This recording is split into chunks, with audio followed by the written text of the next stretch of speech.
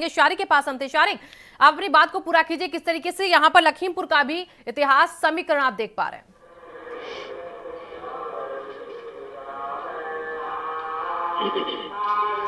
हाँ बिल्कुल, देखिए जिस तरह से वक्त बदला है, भाजपा के पास 8 सीटें थी, 17 में जो लहर दिखाई पड़ रही थी, वो इस वक्त एंटी इनकम्बेंसी में बदल चुकी है और काफ़ी लोगों में उनके प्रति नाराज़गी भी हम लोग देखते हुए ज़मीनी तौर पे चले आ रहे हैं। जी। अब चूंकि एक थोड़ी देर बाद मतदान शुरू होना है, ये प्रक्रिया 6 बजे तक चलेगी। 28 लाख से ज़्यादा जो वोटर्स हैं वो यहाँ पर अपने मत का प्रयोग करेंगे और रिजल्ट तो हम लोग 10 मार्च को ही देख पाएंगे। तो अभी जिस तरह से समीकरण है वो साफ तौर पर सपा और भाजपा के ही बीच में नजर आ रहे हैं सभी 8 सीटों पर। तो अभी जब मतदान शुरू होगा उसके बाद सीधे तौर पर हम लोग क्या चल रहा है वो शाम तक थोड़ा बहुत सामने ज़रूर आ सकेगा। लेकिन अभी जिस तरह से मतदान केंद्रों में तैयारियां शुरू की जा चुकी हैं, जो मशीन्स हैं, ईवीएम मशीन्स हैं, उनको चेक किए जाने के बाद इंस्टॉल किया जा रहा है और 7 बजे के बाद मतदान शुरू होगा। अगर समीकरण, जैसा कि मैंने पहले भी कहा, आपका भी सवाल था कि कांग्रेस की क्या स्थिति रही है, तो कांग्रेस का एक अच्छा वक्त रहा है यहाँ पर। कभी 2 सीटें भी हुआ करती थी सांसदी की कांग्रेस के पास, लेकिन जिस तरह से वक्त बीता, साफ तौर पर भाजपा ने इस पर कब्जा किया। समाजवादी पार्टी को भी काफी नुकसान हुआ था। तो अब मतदान शुरू होगा, उसके बाद 10 मार्च को स्थिति साफ हो सकेगी। शिवांगी जी, और अब हम चलेंगे रोहित के पास, सीधे रायबरेली का रुख करते हैं। रोहित, रायबरेली में चुनाव शुरू होने से पहले, चुनाव प्रचार थमने से पहले सोनिया गांधी आकर सामने मीडिया के सामने वहां पर बीजेपी की खामियों को गिनाती हैं। बीजेपी ने क्या किया रायबरेली में उसको बताती हैं। तो सोनिया गांधी का ऐन वक्त पर आना ये बता रहा है कि कांग्रेस समझती है कि इस वक्त रायबरेली में उसे बीजेपी से कड़ी टक्कर मिल रही है और इसीलिए सोनिया गांधी को आगे आना पड़ा। देखिए, आप इसे ये भी कह सकती हैं कि कहीं एक बहुत बड़े एरिया में अगर किसी का एकमात्र दिया टिमटिमा रहा है और वो भी विपक्ष की आंधी में अगर वो बुझने की कगार पे है, तो जिसका दिया है वो कोशिश करता है कि थोड़ा तेल बाती को लगा के उस दिया की जो जगमगाहट है कम से कम अपने क्षेत्र में तो फैला ही रखा जाए। और वही कार्य सोनिया गांधी ने किया है। कोई भी होता वही करता। क्योंकि अब पूरे प्रदेश में यदि बात किया जाए तो ले दे के रायबरेली ही एक ऐसा क्षेत्र रह गया है जहां से कांग्रेस एक अपनी पहचान के रूप में कहीं इंगित कर सकती है कि उत्तर प्रदेश में हम रायबरेली में थोड़े मजबूत हैं। और उस मजबूती को बनाए रखना है तो निश्चित रूप से जो पिछला रिकॉर्ड था, यहाँ से उन्होंने अपने विधायक जिताए थे। लेकिन ये बात अलग है, चुनावी समीकरण कहिए, राजनीति की एक जो अपना अलग चरित्र है, अपना अलग चाल है, अलग चेहरा है। अदिति सिंह ने इन चुनाव के मौके पे अपना पार्टी ही बदल डाली, तो कहीं ना कहीं कांग्रेस के लिए एक सेटबैक था और फिर से एक मजबूती अपने संसदीय क्षेत्र में जो सोनिया गांधी का है, कांग्रेस को फिर से खड़ा करने और मजबूत करने और साथ साथ खासकर भारतीय जनता पार्टी को ये जवाब देने कि आपने भले हमारे विधायक को तोड़ लिया, लेकिन वो विधायक एक चेहरा था। यहाँ की जनता जो है अभी भी आज भी हमारे फेवर में यानी कांग्रेस के फेवर में है और कांग्रेस को वोट करेगी। इस बात का मैसेज देने के लिए और कांग्रेस से जो जुड़े हुए मतदाता हैं उनको जागृत करने और अपने फेवर में फिर से लाने का एक अंतिम प्रयास आप कह सकते हैं। जिस तरीके से प्रदेश में स्थिति है, पूरे प्रचार में यदि देखा जाए तो सोनिया गांधी कहीं से सक्रिय नहीं है, लेकिन यदि रायबरेली आती है, रायबरेली के बारे में कुछ बोलती भी है, तो इस गंभीरता से समझा जाना चाहिए कि रायबरेली क्या है, इसकी राजनीतिक महत्व क्या है। और निश्चित रूप से रायबरेली को देखा जाए तो इंदिरा गांधी, फिरोज गांधी के जमाने से सबसे मजबूत गढ़ जो हुआ करती थी कांग्रेस की, वो हुआ करती थी। और ऐसे में यहाँ पे प्रतिष्ठा को बचाए रखना, निश्चित रूप से ये बात अलग है कि कांग्रेस इस बार जो विधानसभा का चुनाव लड़ रही है वो जीतने के लिए नहीं लड़ रही है, वो लोकसभा चुनाव की तैयारी कर रही है और अपनी एक फसल को उसने डाल दिया है प्रदेश की मिट्टी में। अब वो इस बात पे काम कर रहे हैं किस तरीके से समय समय पे इसको खाद पानी मिलता रहे ताकि एक थोड़ी अच्छी फसल हमको अगले लोकसभा चुनाव में मिल सके। ये उसकी तैयारी है और उसके लिए निश्चित रूप से आसपास के एरिया से, खासकर जो उसके गढ़ रहे हैं इक्का दुक्का, उसके अपने विधायक तो जीतने ही चाहिए, अन्यथा उसकी मेहनत एक प्रकार से बेकार कही जाएगी। तो उसी कड़ी का एक आप हिस्सा मान सकती हैं। बिल्कुल रोहित, देखिए आपको रोकना चाहेंगे। फतेहपुर, उन्नाव और इसी के साथ सीतापुर में हमारे सहयोगी ने एक रिपोर्ट तैयार की है, वहां के हालातों को बताया हमारे तीनों जगह के रिपोर्टर्स ने, वो हम बता देते हैं पहले। फतेहपुर जिले में कुछ ही देर में मतदान शुरू होने वाला है। इस समय मैं model booth tender hearts school में खड़ा हूं। यहाँ पर 95, 96, 97 3 बूथ बनाए गए हैं। जिलाधिकारी और पुलिस अधीक्षक भी यहीं पर मतदान करेंगे। मेरे पीछे आप देख सकते हैं कि मतदान को लेकर के व्यापक तैयारियां की गई हैं चारों तरफ से। जो मतदान कर्मचारी हैं वो भी मौके पर इस समय आ गए हैं और मास पोल की तैयारियां की जा रही हैं। थोड़ी देर में ही मास पोल होगा, उसके बाद 7 बजे से मतदान शुरू होगा। मतदान को लेकर के सुरक्षा के भी कड़े इंतजाम किए गए हैं। महेश सिंह, भारत समाचार, फतेहपुर। चौथे चरण के लिए होने वाले मतदान की प्रक्रिया कुछ ही देर में शुरू हो जाएगी। अभी 7 बजे से मतदान की प्रक्रिया शुरू हो जाएगी। हम उन्नाव के आदर्श पोलिंग बूथ जीआईसी स्कूल में खड़े हुए हैं और यहाँ पर मतदान की तैयारियां पूरी की जा रही हैं। जो बूथ है इसे मॉडल पोलिंग बूथ के तहत सजाया गया है। इसके साथ ही जो यहाँ के मतदान कर्मी हैं वो अपनी तैयारियों में जुटे हुए हैं और जो ये बूथ है यहाँ पर 6 पोलिंग बूथ हैं। 182 बूथ से शुरू होकर 187 बूथ तक यहाँ बनाए गए हैं और जो मतदान की प्रक्रिया है जो 7 बजे से शुरू होगी उसकी सभी तैयारियां पूरी की जा रही हैं। हालांकि अभी सुबह का समय है, मॉक पोल की प्रक्रिया अभी कराई जा रही है। जो मतदान कार्मिक हैं वो उस प्रक्रिया को कर रहे हैं। साथ ही साथ मतदान के लिए जो लोग हैं वो भी अब 7 बजे से यहाँ जुटना शुरू हो जाएंगे और मॉक पोल की प्रक्रिया के बाद जो मतदान है वो 7 बजे से शुरू होगा। अनुराज भारती, भारत समाचार, उन्नाव। मैं इसमें खड़ा हूँ बूथ संख्या 130, 134, 136 संख्या पर। आइए सामने दिखाते हैं। ये यहाँ पर बल्लियाँ लगाई गई हैं। यहीं पे जो मतदाता आएंगे अपने मताधिकार का प्रयोग करेंगे और अपने मताधिकार का प्रयोग करेंगे और उसके लिए एक अच्छी सरकार भी चुनेंगे। अगर सुरक्षा व्यवस्था की बात की जाए तो सुरक्षा व्यवस्था के पुख्ता इंतजाम किए गए हैं ताकि किसी प्रकार की कोई सुरक्षा व्यवस्था में चूक न हो। जो मतदाता आएँ उनको मतदान करने के लिए सकुशल संपन्न कराया जा सके। कैमरा पर्सन आशीष साथ मिश्रा, भारत समाचार, सीतापुर। और आपने देखा किस तरीके से फतेहपुर, उन्नाव और सीतापुर में तैयारियां हैं। और लखनऊ के देखिए सीएमएस स्कूल के अंदर की तस्वीरें दिखा रहा है जहां पर पोलिंग बूथ बनाया गया है। यहां पर देखिए जो मॉक पोल की प्रक्रिया है वो शुरू हो चुकी है, यानी कि मशीनों को जांचा जा रहा है। वहां पर यहां पर ईवीएम मशीन को पूरी तरीके से फिट पाया जाएगा। उसके बाद ही यहाँ पर मतदान की जो प्रक्रिया है वो शुरू होगी। इसी के लिए मॉक पोल पहले मतदान शुरू होने से आधे घंटे पहले किया जाता है। तो वेबकास्टिंग मॉक पोल की तस्वीरें ये हम आपको दिखा रहे हैं। सरोजनी नगर की देखिए ये पोलिंग बूथ की तस्वीर है जहां पर सरोजनी नगर इस बार हॉट सीट बनी हुई है और ऐसे में यहाँ के पोलिंग बूथों की तस्वीर तैयारी फिलहाल यहाँ पर पूरी यहाँ पर दिख रही है और इसी के चलते यहाँ पर भी मॉक पोल की जो प्रक्रिया है वो शुरू हो चुकी है। वेबकास्टिंग की जो प्रक्रिया है वो शुरू हो चुकी है, यानी कि बहुत कम वक्त बचा है जहां पर तैयारी पूरी है। और देखिए एक और तस्वीर है पोलिंग बूथ की आपके सामने। ये भी लखनऊ के पोलिंग बूथ से तस्वीरें हम आपको दिखा रहे हैं। इस लखनऊ के पोलिंग बूथ पर भी तैयारी फिलहाल पूरी हो चुकी है लगभग और कुछ देर बाद यहां पर मतदाता आना शुरू कर देंगे। तकरीबन 20 मिनट का वक्त बचा है जब इसके बाद यहां पर मतदाता यानी कि वोटर्स पहुंचेंगे और अपने मताधिकार का यहां पर प्रयोग करेंगे। तो लखनऊ की 9 विधानसभा सीटों पर आज वोटिंग है। 8 बीजेपी के पास, एक मोहनलालगंज की सीट जो है वो समाजवादी पार्टी के पास है। तो कुल 9 सीटों पर आज वोटिंग प्रक्रिया शुरू हो जाएगी सुबह 7 बजे से और 6 बजे तक की वोटिंग प्रक्रिया जो है वो जारी रहेगी। तो फिलहाल आज चौथा चरण है उत्तर प्रदेश के विधानसभा चुनावों का।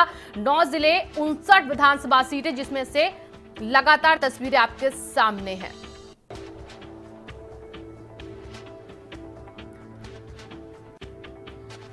और देखिए आपको अगर चौथे चरण की बात करें तो इसमें कई वीवीआईपी चेहरों की टक्कर इस बार कई सीटों पर देखी जा रही है। लेकिन अमूमन जब भी देखिए किसी भी फेज का चुनाव होता है और उसमें कई अगर बड़े चेहरे हों तो उनकी तस्वीरें हमें वोटिंग शुरू होने से पहले ही पूजा पाठ की मिलने लग जाती है। और इसी के चलते देखिए एक और तस्वीर आज लखनऊ से सामने जहां पर लखनऊ के कैंट विधानसभा सीट से भाजपा के प्रत्याशी ब्रजेश पाठक पूजा पाठ करते नजर आए। यानी कि 7 बजे से वोटिंग प्रक्रिया इनके इलाके में भी शुरू हो जाएगी, इनके विधानसभा क्षेत्र में भी शुरू हो जाएगी। उससे पहले उन्होंने भगवान का आशीर्वाद लिया है। तो अवध के क्षेत्र जिन पर आज ये वोटिंग प्रक्रिया शुरू होगी, लेकिन एक ऐसा पहली बार है कि यूपी के चारों क्षेत्रों पर वोटिंग हो रही है, यानी कि पश्चिमी यूपी, अवध, पूर्वांचल और बुंदेलखंड के क्षेत्रों में इस बार ये चौथे चरण में चुनाव हो रहे हैं। और इसमें 9 जिले शामिल हैं जिसको लेकर लगातार हम तस्वीरें आपके सामने बार बार आज रखते रहेंगे। लगातार देखिए हमारे टेली पर आपको नजर आ रहा होगा किस किस की टक्कर कहां कहां है। लखनऊ पूर्व से आशुतोष टंडन, अनुराग भदौरिया की टक्कर है और इसी के साथ आगे जो नाम है लखनऊ मध्य में आशीष श्रीवास्तव ब्रासो और सदफ जाफर देखिए जो है वो लखनऊ मध्य में इस बार एक दूसरे को टक्कर दे रहे हैं। लखनऊ की सरोजनी नगर सीट पर टक्कर राजेश्वर सिंह और अभिषेक मिश्रा के बीच में ये टक्कर है। और आगे बाकी सीटों का हाल, बख्शी का तालाब में योगेश शुक्ला, गोमती यादव यानी कि समाजवादी पार्टी से हैं, बीजेपी से जो कैंडिडेट हैं उनके साथ इनकी टक्कर यहां पर रहेगी। मलिहाबाद में देखिए जयदेवी और सोनू कनौजिया जो कि समाजवादी पार्टी के प्रत्याशी हैं, यानी कि भाजपा और सपा के बीच में यहां पर भी कड़ा मुकाबला रहेगा। मोहनलालगंज में भी बीजेपी और सपा का कड़ा मुकाबला।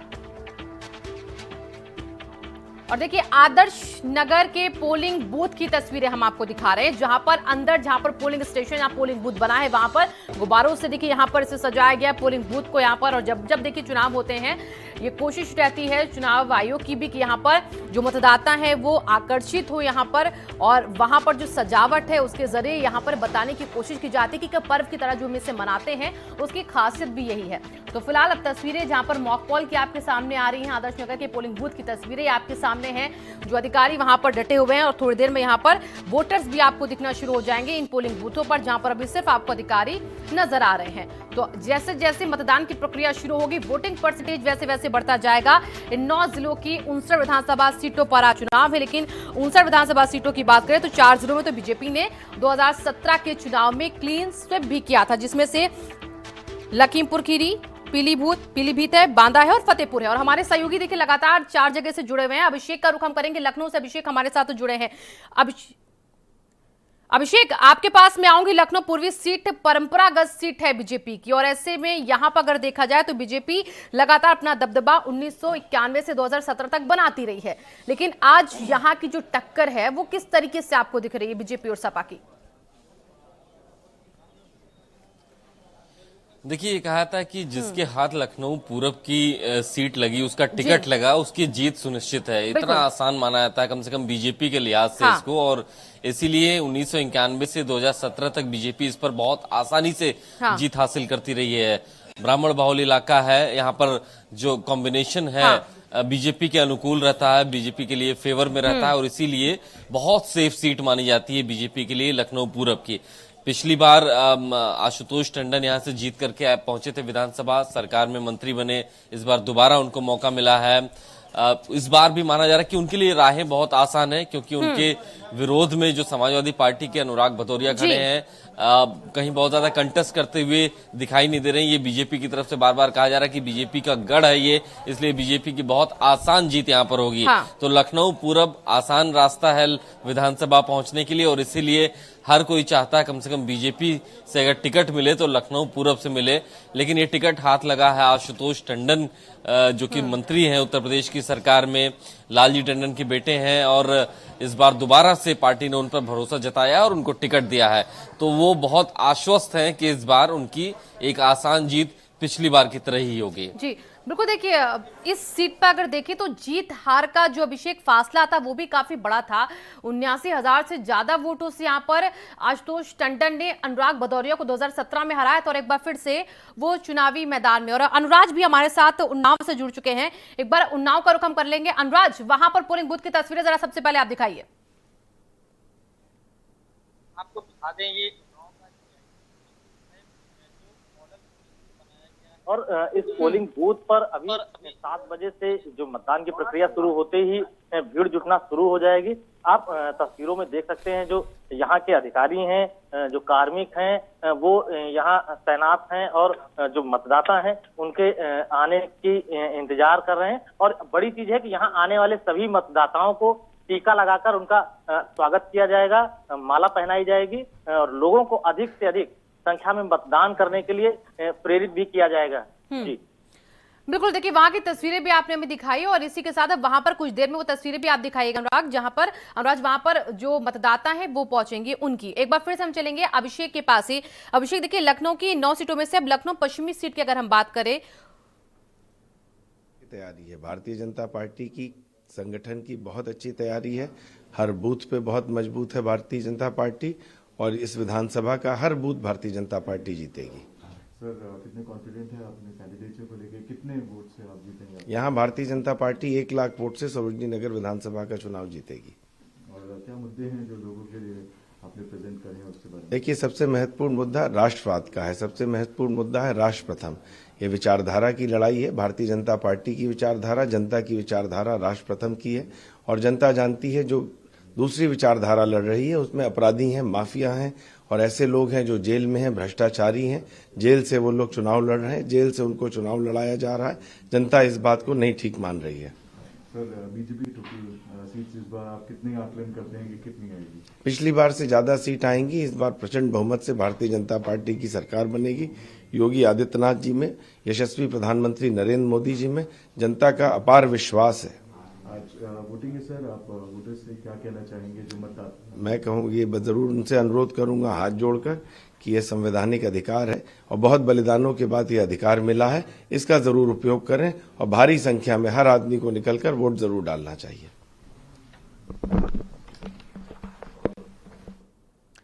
तो देखिए, सरोजिनी नगर सीट का अभिषेक, देखिए अब हम हाल जो देखें तो इस बार वहां पर मुकाबला दिख रहा है अभिषेक मिश्रा और इसी के साथ बीजेपी के कैंडिडेट राजेश्वर सिंह के बीच में।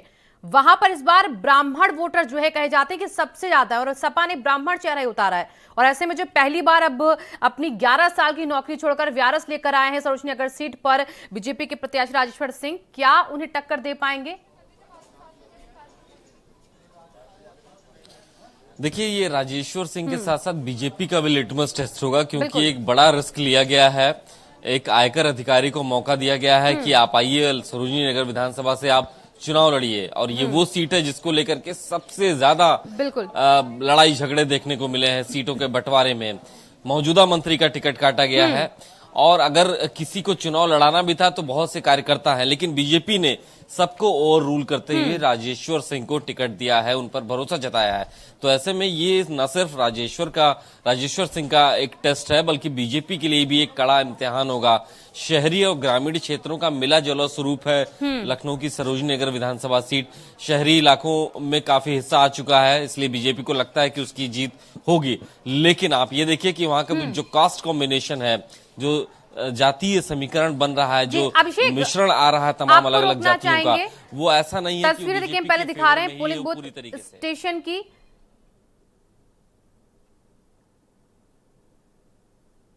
देखिए, सतीश चंद्र मिश्र की तस्वीरें देखिए आना शुरू हो गई। वो तस्वीरें भी हम आपको दिखा देते हैं। आज बीएसपी भी कही जा रही कि अवध के क्षेत्रों में मजबूत है। हालांकि बीजेपी को लोगों ने कम आंका, लेकिन बीएसपी फैक्टर को हम यहां पर पूरी तरीके से नकार नहीं सकते हैं, क्योंकि कहा जा रहा है इस बार का जो बीएसपी का वोटर है वो साइलेंट वोटर है। और ऐसे में देखिए, जब बीएसपी की भी टक्कर बताई जा रही है तो ऐसे सतीश चंद्र मिश्रा की भी तस्वीरें सामने आने लगी है।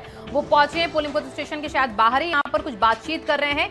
क्या बातचीत वो करें उसके बारे में आपको जानकारी देंगे डिटेल में। फिलहाल तस्वीरें आपको हम दिखा रहे हैं कि सुबह से हर एक राजनीतिक दल जो है वो सक्रिय हो चुका है, चाहता है कि पोलिंग बूथ पर उनके भी यहाँ पर जो कैंडिडेट हैं वो यहाँ पर खड़े उतरे और पार्टी को जीत दिलाए। और ऐसे में सतीश चंद्र मिश्रा की ये तस्वीरें हमने आपको दिखाई हैं, जहां पर सतीश चंद्र मिश्रा आपको नजर आए अधिकारियों के साथ यहाँ पर बातचीत करते हुए। तो यूपी के रण में बीएसपी फैक्टर भी इस बार काफी अहम हो रहा है और ये कहा जा रहा है कि बीएसपी फैक्टर भी इस बार कमजोर नहीं है। यूपी में जो लोग कह रहे हैं कि इस बार से दो तरफा लड़ाई, यानी कि एक तरफ बीजेपी है और एक तरफ यहाँ पर सपा है, तो ऐसे में उन लोगों के लिए करारा जवाब ये भी है कि बीएसपी का फैक्टर भी इस बार अवध के क्षेत्रों में काफी हाई नजर आ रहा है। चौथे चरण फेज में यहाँ पर बीजेपी का फैक्टर काफी स्ट्रांग है, क्योंकि अवध इलाके में बीएसपी का एक बड़ा वोट बैंक कहा जाता है और ये बड़ा वोट बैंक जो बीएसपी का है वो इस बार साइलेंट वोटर के तौर पर देखा जा रहा है। तो देखना होगा कि बीएसपी इस बार कितना कड़ा मुकाबला दे पाती है यहाँ पर बीजेपी को, सपा को और कांग्रेस को। हालांकि 2017 के नतीजे अगर देखें यहाँ पर वोट फीसदी में, अगर 17 के आंकड़ों की बात करें तो यहाँ पर बीएसपी और सपा के बीच में बहुत बड़ा अंतर नहीं था फीसदी में जीत हार का। और इसी को लेकर सतीश चंद्र मिश्रा लगातार कहते रहते हैं कि 21-22 के बीच तो हम भी थे और वो भी थे वहां पर, तो कौन सी बड़ी बात जो सपा सेकंड पायदान पर है, इसलिए उन्होंने भी खुद को कम नहीं आंका। और इसलिए शायद बीएसपी कहती है कि वो मुकाबले में है और डंके की चोट पर कहती है कि हम यहाँ पर इस बार सीटों पर कब्जा जमाएंगे बाकी पार्टियों को मात देते हुए। तो तस्वीरें सतीश चंद्र मिश्रा की आपके सामने, अधिकारियों के साथ यहाँ पर वो बातचीत कर रहे हैं। आज लखनऊ की 9 विधानसभा सीटों पर चुनाव है और ऐसे में लखनऊ में लड़ाई, अवध के क्षेत्रों में लड़ाई बीएसपी के लिए भी काफी मायने रखती है।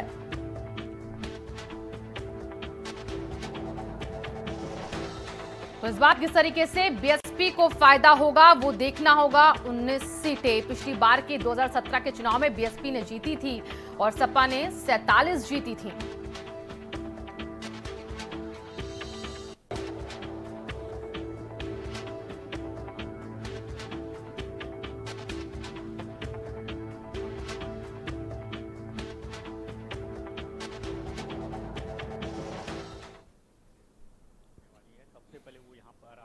जो है वोट डालेंगी और उसके बाद लगातार ये जो सिलसिला है वो शुरू होगा।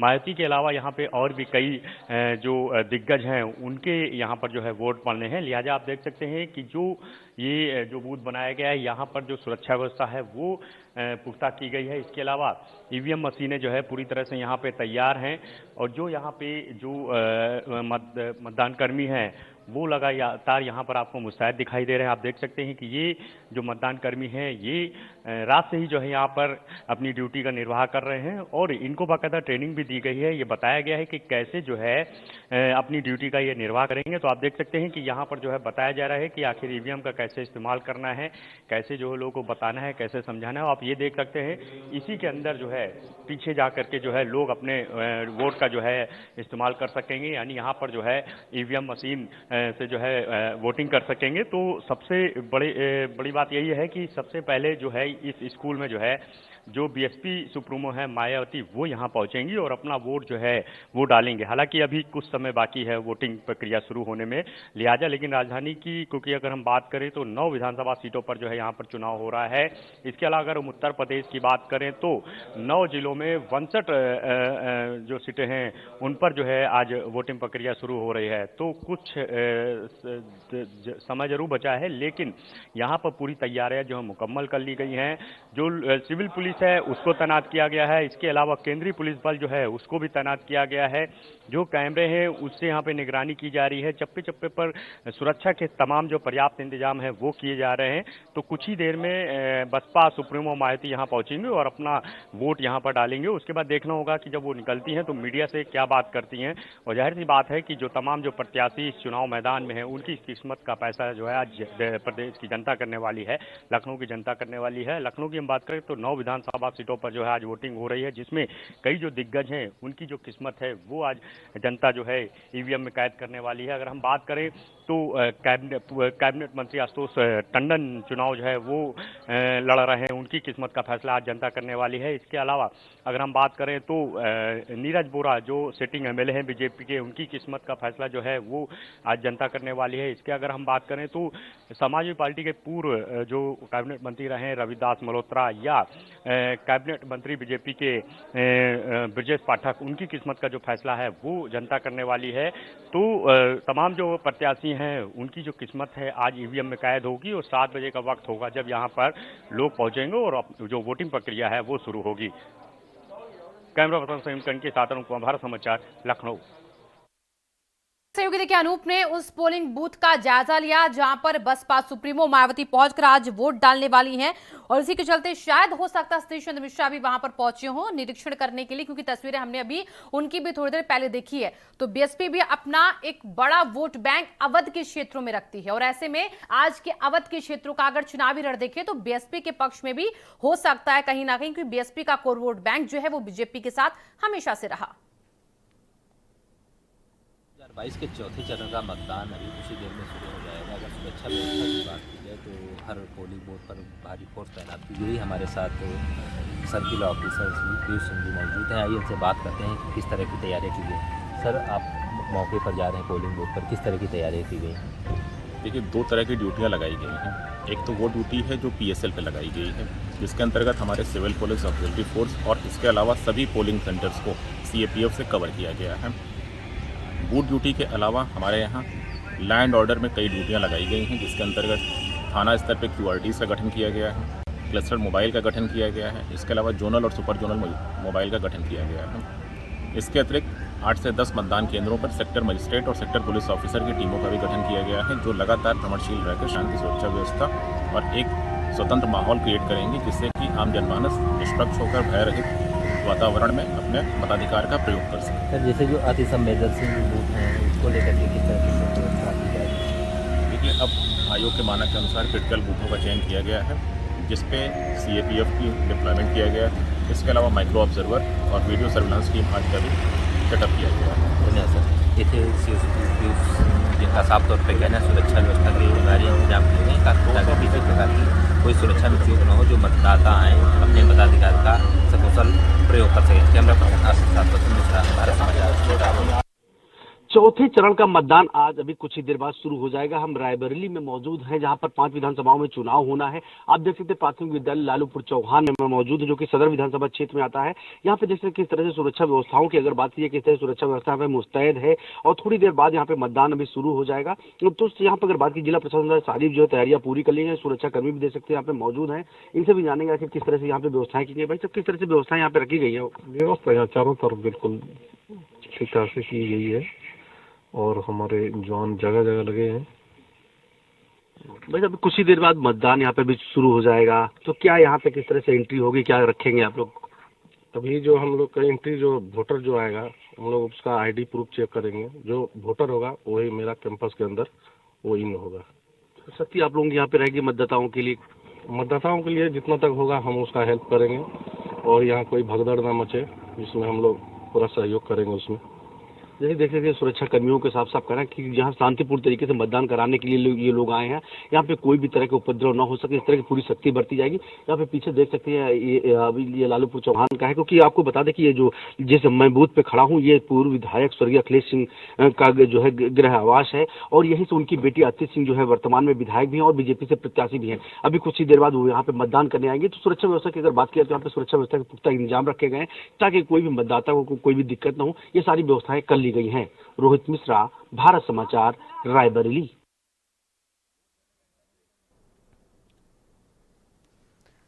तो देखिए, हमने आपको दिखाया ग्राउंड जीरो से हमारे संवाददाताओं ने आपको वहां की रिपोर्ट दिखाई है और रायबरेली में किस तरीके की तस्वीर है और इसी के साथ सीतापुर में किस तरीके की तस्वीर है वो बताया है। इस बड़ी खबर पर और चौथे चरण के रण को लेकर लगातार हम आप तक अपडेट पहुंचाते रहेंगे। सिर्फ 59 विधानसभा सीटों का पूरा ब्यौरा आपको भारत समाचार पर मिलेगा। अब रुकेंगे एक छोटे से ब्रेक के लिए, जल्द वापस लौटेंगे हम।